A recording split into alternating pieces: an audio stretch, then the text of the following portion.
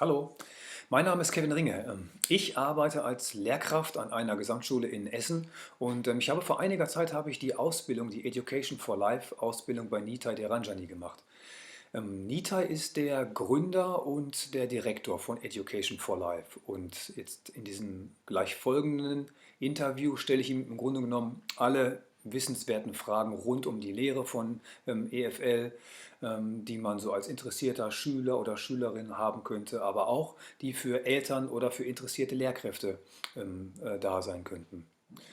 In der Videobeschreibung, also unterhalb des Videos, habe ich dann noch einige zusätzliche Informationen rund um EFL verlinkt und es wurden auch einige Zeitstempel angefertigt. Das heißt, man kann dann bequem, meinetwegen zu gezielten Fragestellungen hin und her springen. Allerdings möchte ich an dieser Stelle darauf hinweisen, dass es in jedem Fall angenehm ist, sich das Ganze wieder im Interview anzuschauen, weil viele Fragen beantwortet Nitai auch sozusagen ungefragt und entwickeln sich dann so aus dem Gespräch heraus. So, von daher wünsche ich auf jeden Fall viel Spaß mit dem nachfolgenden Interview.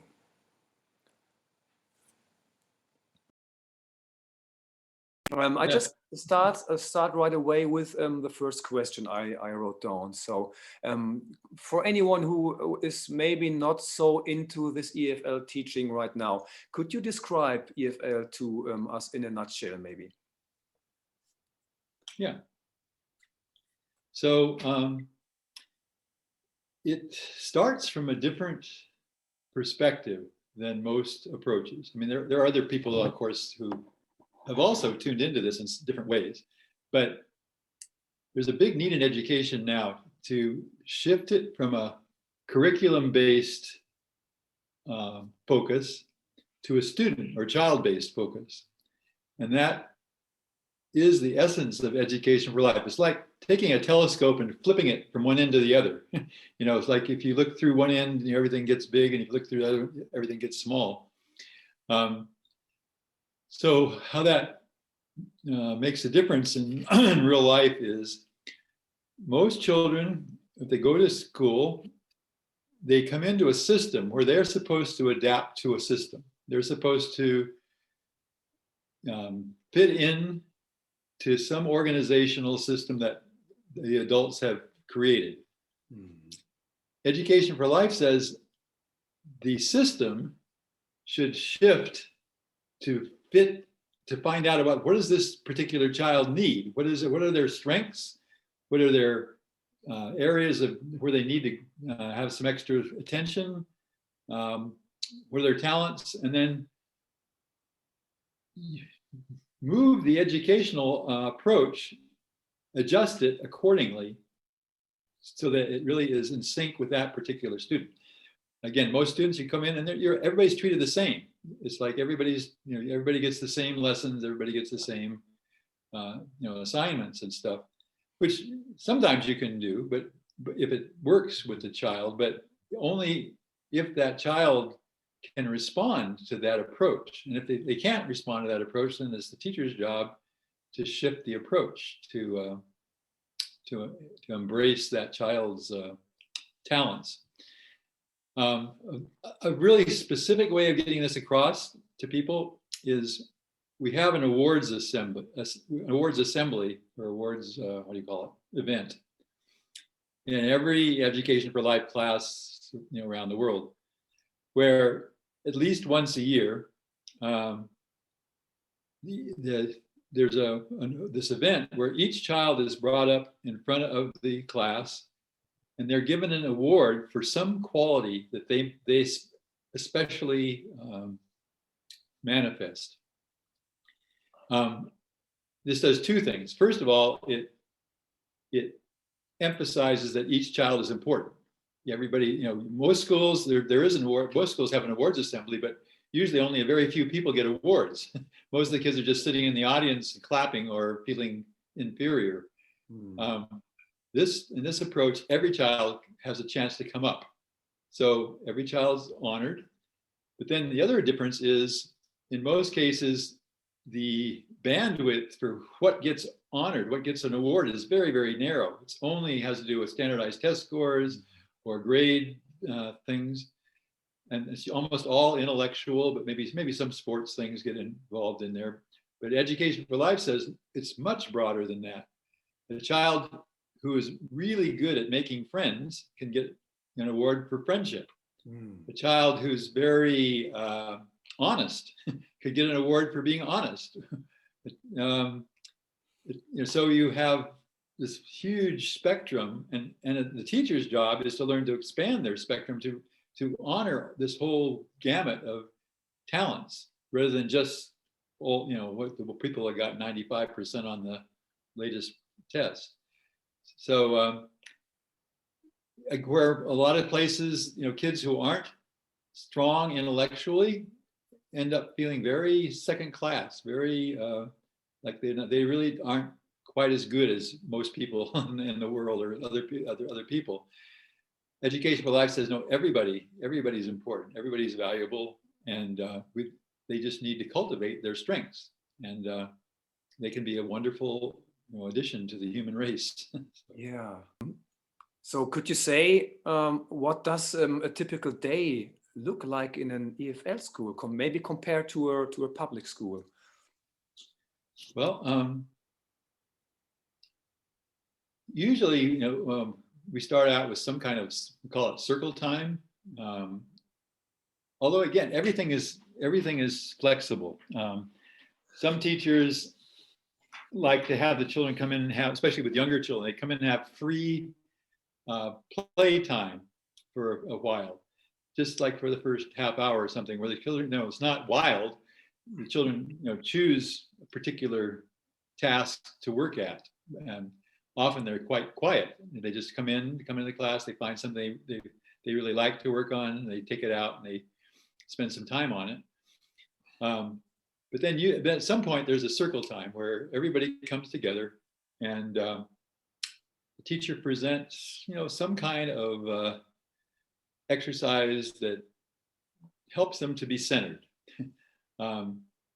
Maybe it might be a meditation activity, whether it's formal meditation, it could be just breathing exercises, it could be anything. Again, it depends on the age. Younger children, you might have a story that you're telling. I know when I was teaching young kids, I loved to have a story that went on and on. So every day was a new chapter, and the kids would really look forward to that. And like, what's going to happen today in the story? Natural curiosity is arised through that, right? Yeah. Yes. Yeah. And then it's just suspense. I mean, and you can do all kinds of things with it. We had a lot of other activities. Something like that, where it's just it's engaging. Hopefully, it's kind of has a little fun element to it. It's very bonding for the group, and also deepening, so that the children are getting a sense of the stillness inside them, and being able to just appreciate that and value it. So the teacher would. There's lots of different activities that people can do. I used to do a sand thing, where each child would have these are with like 8, 9-year-olds. Each child will have a sand tray that you hand out to them, and you can do all kinds of things with the sand tray. But they can sometimes you give them a little rock. So this is kind of derived from the Zen tradition, the Buddhist tradition, where you can create little gardens in your sand thing, and then and then of course you can bring in little people and little animals for the little younger kids to make it fun for them, and so they just get calm, and you can say at first, let's just do this, and we can share each other ideas and stuff. But then after a couple of minutes, we'll say, well, now we're going to do it with just silently. So people, you can work in your sand tray just silently, and then you can do that for a while, and then you might say, okay, now let's put aside the sand tray and just try to feel that silence, feel that quiet that we've developed through the play. So anyway, it's calming them down step by step. Step by step, right. Right. Leading them. Okay. With teenagers, of course, I might not work so well with teenagers, but like with teenagers, I remember one of my favorite times was with them, I taught them some breathing exercises and things. And then I said, okay, we're going to try to keep our mind here at the point between the eyebrows without wandering. And I have this little bell here, and I'm going to ring the bell every 30 seconds. And we're going to try to go for, I don't know, maybe we start with 2 minutes, maybe then we start to try to get longer. But every time when the bell rings, if your mind is here, you get to count a point. You can put up your finger or something. And then the second time, and we're going to, you'll each have a little scorecard. And so then I'd hand out the scorecards at the end of the meditation. They could write how many points they got that day. And so we did this for about, maybe 2 weeks. And we got ready to do it this next time. And this one student raised their hand. He's about 14. He says, Nitai, what about if we don't have the bell? He says, because it's distracting to me. It pulls my mind away from my concentration point to hear the bell. And I thought, yes, we succeeded. You got it. Amazing. Okay. So interesting. So, but basically you did it every day with this group for, let's say, one attempt, so to speak? Yeah. We just, again, it's part of this circle time idea. And I might not do meditation all the time. I might go, you can do other things. We could do a nature walk. We could do anything. But the idea, the basic themes are the same, that you want something that's calming, interiorizing, meditative, although I might not use that word. Okay. So, wonderful. Okay. So that's one thing that's different. You ask what's different. Yeah. What a typical day looks like.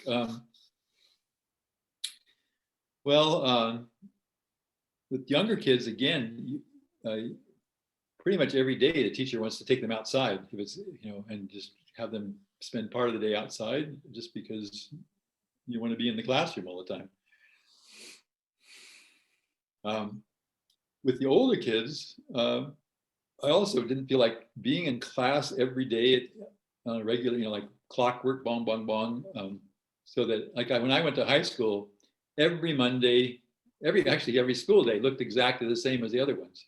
You got to school at the same time, you changed classes at the same time, you went home at the same time, you had lunch at the same time. And it was just like getting into a little machine, boom, boom, boom, boom. And education for life schools don't look like that intentionally. They try to vary so one day looks different than the others. So when I was teaching, right now, the only thing I'm involved in directly is our online high school. So that's a whole different story. But with the regular school, we would take one morning a week and we would just leave the campus and we would go do service projects in the local community. And sometimes we'd work together. Sometimes I would find specific things for specific students, but the whole idea was to get out of the classroom and into the real world and explore it, get to know it by getting involved and helping people. And then another part of the week would be like apprenticeships, or sometimes we call it expertise, where again, making sure that the teenagers were involved in the adult world part of the week on a regular basis, so that they weren't isolated. In many societies right now, the teenagers are isolated from the adults, and it creates enormous amounts of unhealthy energy. That never used to happen in the past. And, in the past, the teenagers were naturally became, because they had to contribute to make things happen. If they were on a farm or even in the old apprentice system, which wasn't ideal because sometimes it was abused, but still it at least got the teenagers not having to think of themselves as a separate part of society. Right. A special species, so to speak, something like that. Yeah, exactly. Yeah, like we don't trust you, and we don't trust you to be part of the real world, and then they get really frustrated a lot of times. Plus, they also don't get the demands placed on them that happen in an adult world, where you have to be responsible, and you have to be, just you're expected to be contributing in some way. So, yeah. And you touched on it briefly already. There is no hourly based structure for the subjects, so it's very flexible, right?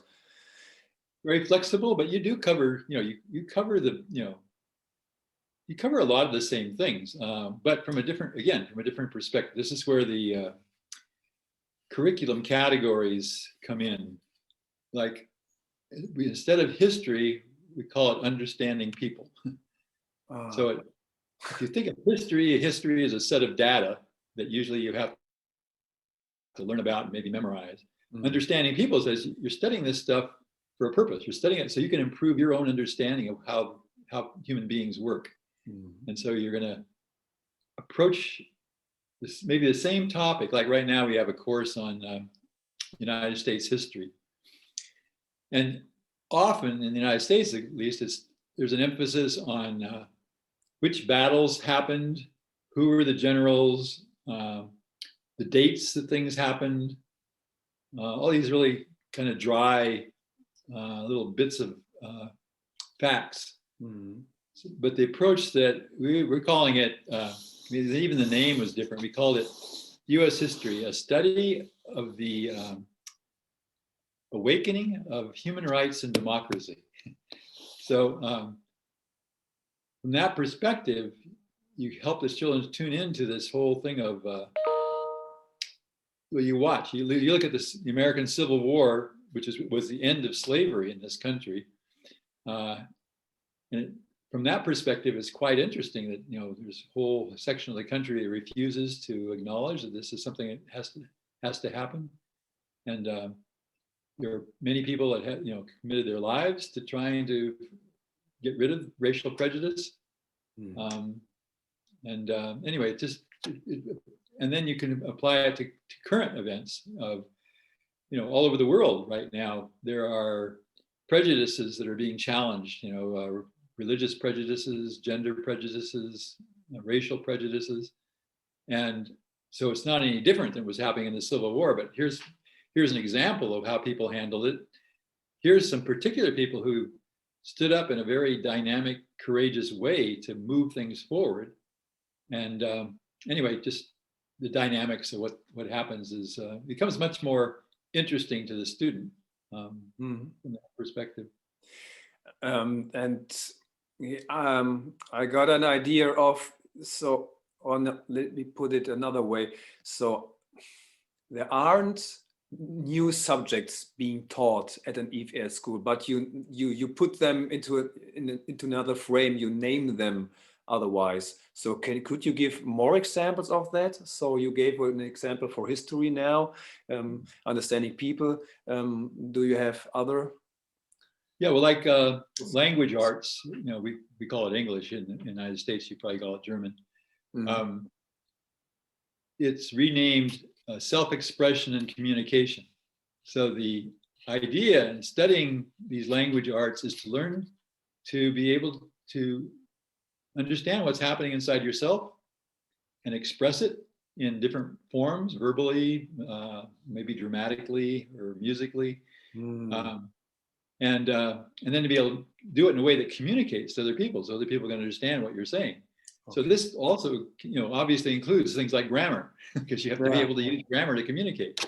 But it's to empower you as a person to share what's inside. It starts at the very beginning, like when we start teaching reading. This is not a technique that's only with Education for Life, but one we definitely use.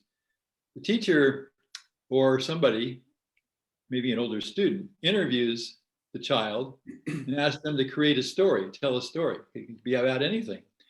And then whoever's interviewing them writes it down in letters, and that becomes the child's reader to begin with. That's his first attempts at reading are learning to read his own stories, which is very motivating for the child because it's, that's what they're interested in. Okay, interesting. And then they can illustrate the story, their story, and then they can share it with their friends, or their parents.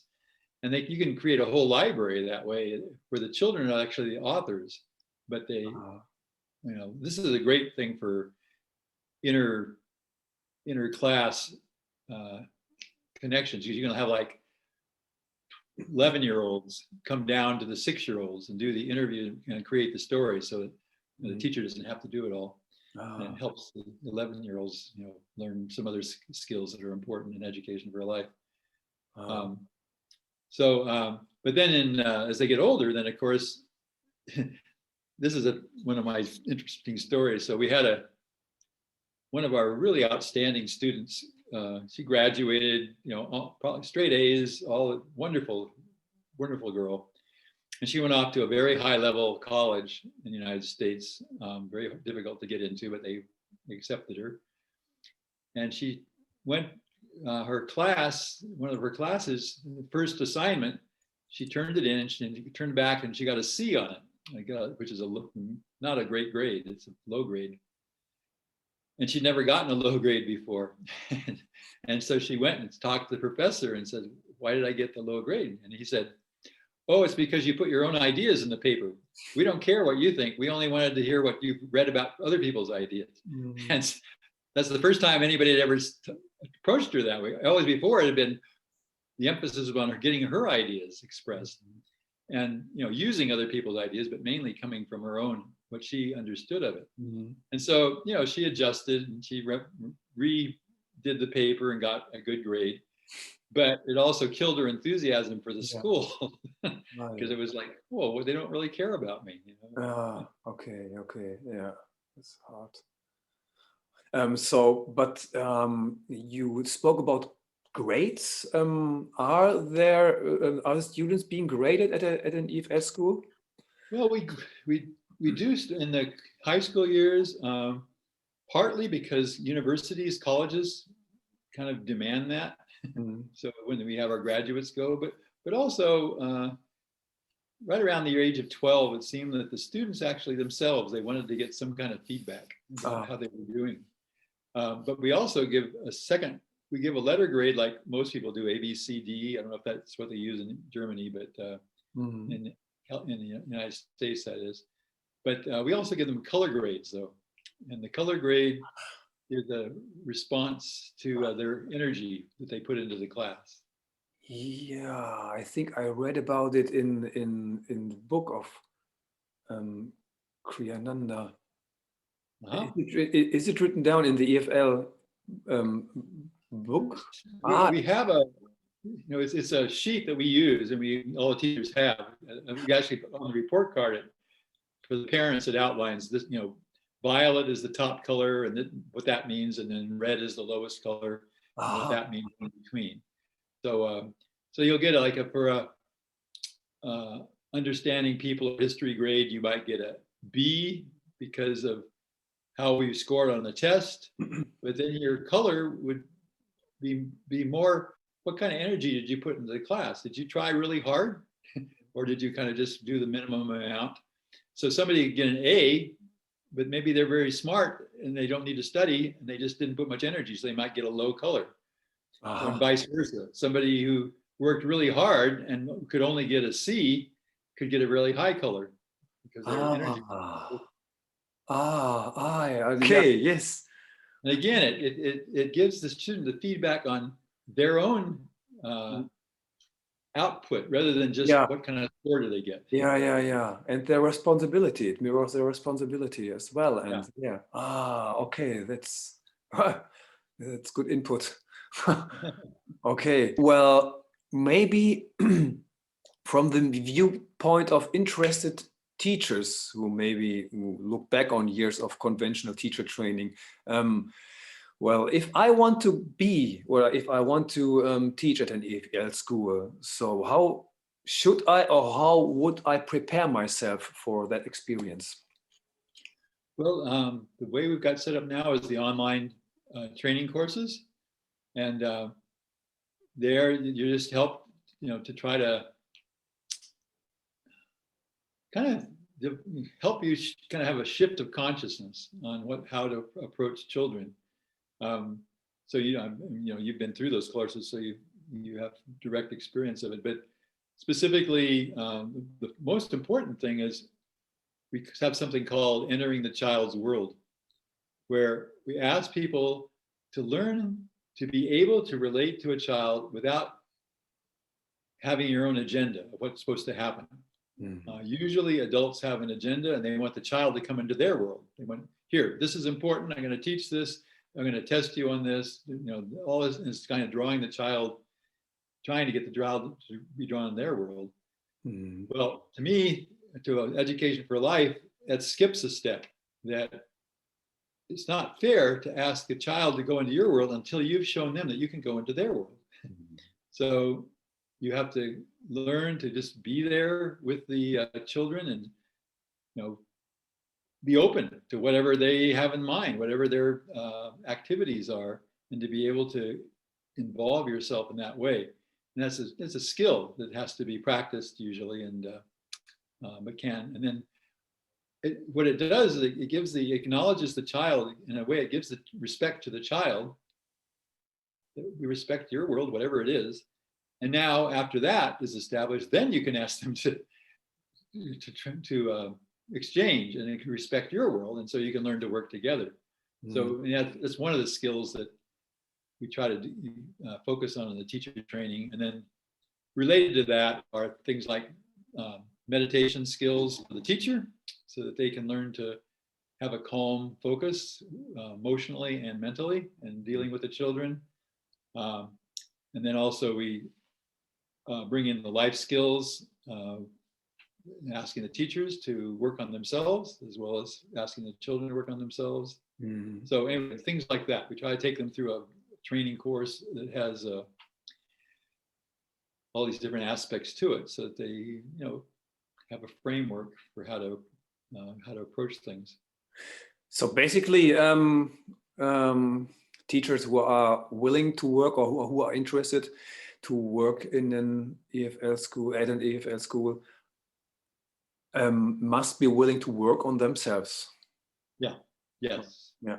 So this is a kind of prerequisite for doing this kind of work.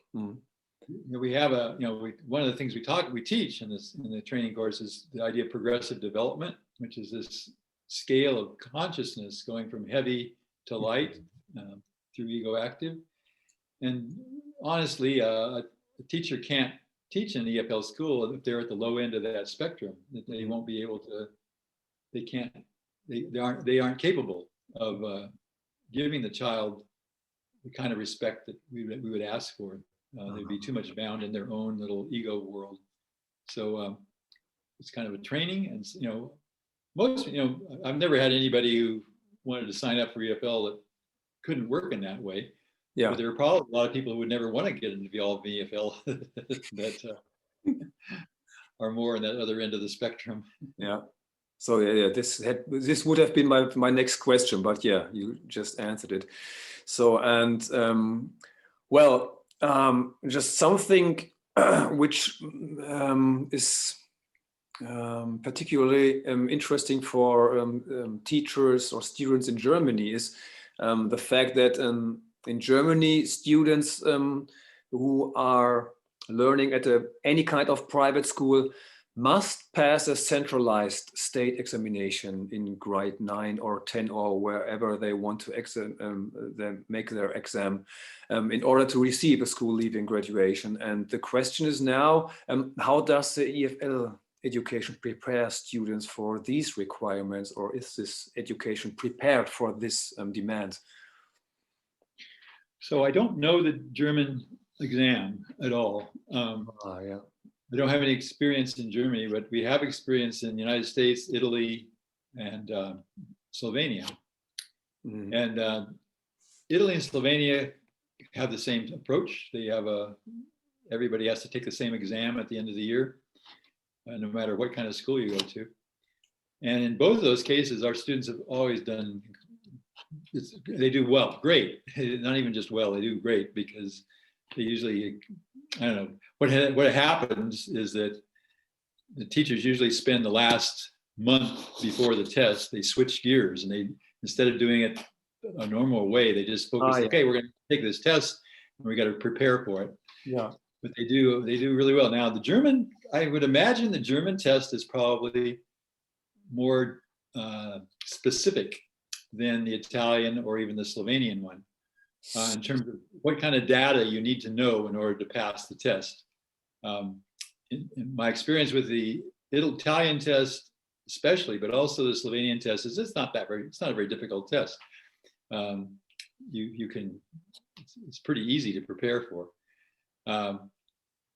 In the United States, we don't have that approach, but we have done standardized tests with the high school students, simply because, well, partly for college, partly for the students want to know, partly I wanted to know, the teachers wanted to know, how do we compare? When I did the research for it, I found that there's a variety of tests in the United States. Some of them are very, very fact-based. Like this one test, I remember one of the questions was, what's the significance of the tennis court oath? And that was, one of like 200 questions on the test, and there were, at least 50 questions like that, very specific, like, what in the heck was the tennis court oath? Yeah, I was just wondering. Well, it turns out, I looked it up. It's actually a really interesting thing. It's in the French Revolution. It was the beginning of the French Revolution, as all the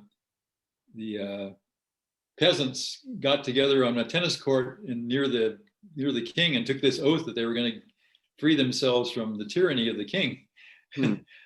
So it was the launching point but who needs to know that?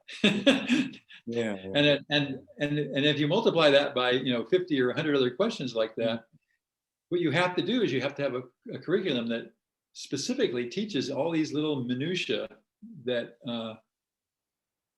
it's a very hard test to pass unless you actually spend all your time. It can take hours and months to learn all these little facts. So I didn't choose that kind of test. There were other tests available that were much less specific in the data that you needed to know. In fact, they downplayed it. Unfortunately, that the most important test in the United States is called the Scholastic Aptitude Test, the SAT. And it is much more in line with the Education for Life approach, because it doesn't test specific facts. It's basically tests, can you read a passage in the test and understand what that passage says? Can you look at a problem in math or science and solve it? Can you use things? Can your brain use material rather than can you remember specific facts? Our kids do very well, very high scores on that test, and then we have another test that's similar to that we use. In fact, it's so good that sometimes people don't even believe me. On this other test, it's a national standardized test. Our high school kids averaged in the top 10% over 20 years. Every year for 20 years, each class, their class average would be in the top 10% nationwide. And my understanding is that most education is very inefficient. A lot of the kids don't want to be there. They don't want to be studying. They are wasting time. They're not motivated. The teacher has to spend half their time disciplining the class, and the other kids that are actually wanting to learn, they don't get that much attention. So the whole thing is very inefficient. Yeah. In an Education for Life school, when it works, everybody's enthusiastic. Everybody is feeling excited about learning stuff, and so they learn stuff much faster than the normal school. It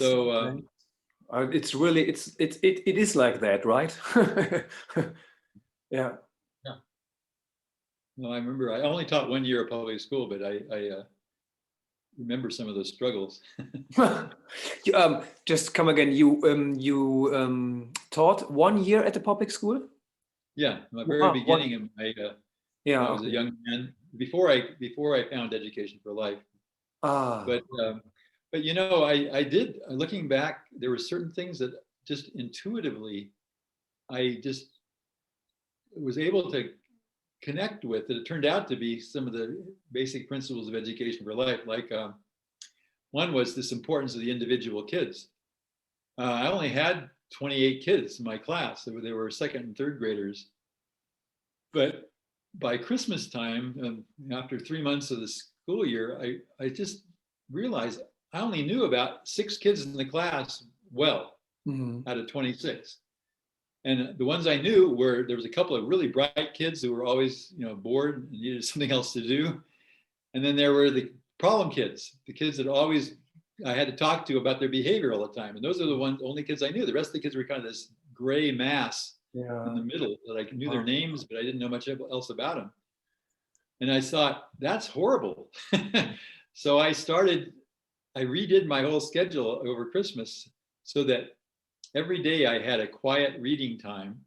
This was a self-contained class. I had the kids all day long from 8 a.m. to 2:30 p.m. So I put in a silent reading time, and I had to train the kids in why that was important. But I said, during the silent reading time, I'm going to call everybody up one at a time for 15 minutes, and 2 people a day. So that, if you're quiet and let other people have this time, you'll have your time talking to the teacher. And so they would come up one at a time, and everybody else is reading silently. And we would just talk. I'd talk about it. What are you reading? What's important to you? Are you having any problems? And build a rapport and so at least so I understood this little girl who, that never says anything in class. I finally get to know who in the heck she is. And so that was one of those beginning insights. Another one was I was assigned to teach social studies with an assigned lesson class for that grade. And so they gave me a textbook. It was called Our Town.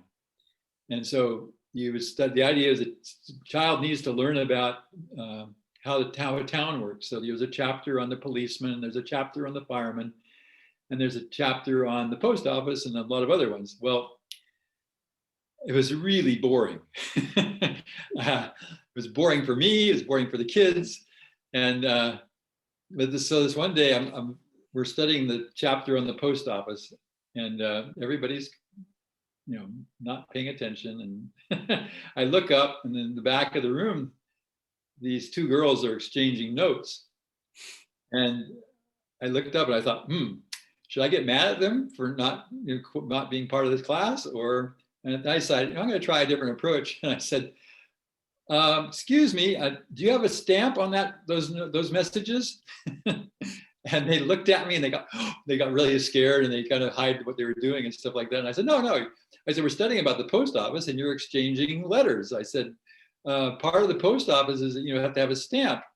And so they looked at me like I was a little crazy, but then we started designing. We stopped reading the text, and we started designing postage stamps. So everybody got a chance to design a postage stamp. Nice. And then I saw how excited they were, how interested they were. And I kept following that up, and we changed the whole thing. We became a town gradually over a period of weeks. That period, when that class came up, some of the kids were the policemen, some of the kids were the firemen, some of the kids were the post office, and you were encouraged to write notes to your friends during that class. And anyway, and then of course the issue of, well, does stamps cost money? And yeah, they cost money. Well, how do we get money? Well, maybe we have to have jobs in the classroom where you can earn money. So anyway, the whole thing just became an experiential class rather than just a reading a book class, a textbook class. And it was the kids' favorite part of the day. Can we have town? Can we have town class? And so that was, when I got to Education for Life, and I saw Swami's has a whole chapter on education should be experiential. Yeah. And so anyway, there were just basic things that I'm sure other teachers have come across too, who never heard of Education for Life. In fact, I know that. I got to watch this class a year ago. I was in India, and we were just working with this very traditional Indian school, which is, India's a poor country. And so there's 40 kids in the class and one teacher, and the classroom's not that pretty. But I watched this teacher, and she did a beautiful job. She just, even in that situation with 40 kids in it, and she had a very defined curriculum, she approached it. And she'd never heard of EFL. She didn't know what I stood for. She just did her thing. And afterwards, I just was in awe. I just said, you're an incredible EFL teacher, although you've never heard about it. So, Yeah. so it is. It's just common. In some ways, it's just common sense. It's just like, what is the way that works with kids that makes them come alive and be fun, Yeah. and then it's fun for the teacher. So, Yeah. To get to the point, because you just mentioned you don't know how it is like in Germany with the final examination or something like that. So I think it's pretty much like maybe in Italy or in Slovenia. There is a centralized examination. So, and then they have to know a special set of whatever. So I don't know exactly what how specialized this is actually. But if I got it right now, you are doing the EFL style of teaching students everything which is really important, and if it comes to those examination times, then you put your focus to it, and students normally they don't have a problem with passing those exams because they just get it. No, it becomes like a game almost. It's like, okay, it's time. It's exam time of the year. Let's figure out how we're going to pass these exams, and then everybody. But it only takes usually about 4 weeks at the most for to prepare the students. Now in Slovenia, they've been able to take it the next step. In Slovenia, you can what's the word I want? Reach out to the government to certify Education for Life as its own approach. That's and so in Slovenia now, the first through 8th grade, Education for Life is accepted by the National Board of Education as its own entity. So they don't have to pass the test anymore. They don't have to go through the test. Wow, indeed. Yeah. So Yeah. You mean from the 1st to the 8th grade, or what did you say? Yeah. Oh, it stands for itself. Yeah. So there's only a couple of, I think they accept Montessori and Steiner, and now Education for Life. Those are 3 options. And so. Interesting. Okay, so in Germany, Steiner Waldorf schools are accepted too, but the students on this kind of school have to pass nonetheless a centralized examination. But this is huge, I think, in terms of big step. I was so development. Proud of them for doing that. But so now they don't have to take the standardized test, the national test in Slovenia. This is wonderful. So what did they do for that? Is it the engagement of the teachers who founded this school in Slovenia? Is it their engagement? Tina is an amazing woman. She's the one. So she's a very special person. So she, and she has a good team now. And so they made this petition to the Department of Education. Now, one of the advantages of Slovenia is it's a very small country, and they actually knew some of the people in the Department of Education personally, so that helped a lot. But then they said, first they said, let's try it for first 3 grades, and they did that for a couple of years, and then it worked well. So they said, okay, let's go all the way up to 8th grade, which is the oldest students they have at this point. And she just educated herself about Education for Life while she was actually doing it herself. Well, she took the online courses, and then a couple of us went and visited, different times. I was there 2 or 3 times, and Irene was there. One of the turning points was, though, Irene took 3 of our high school kids on their service adventure. We have a service adventure as part of the high school every year.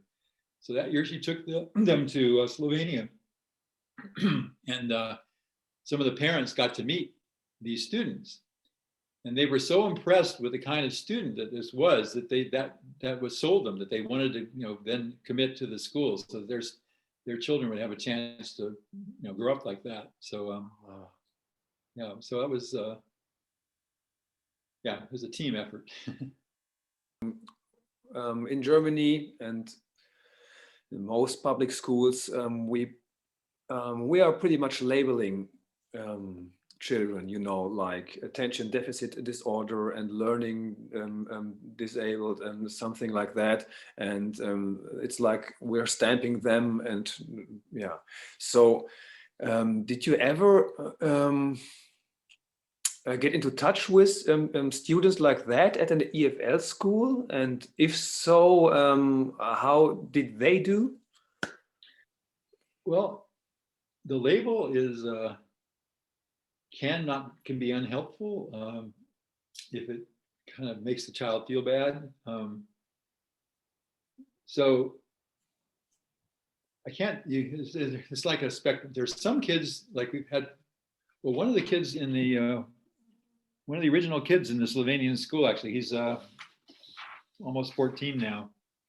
He was autistic.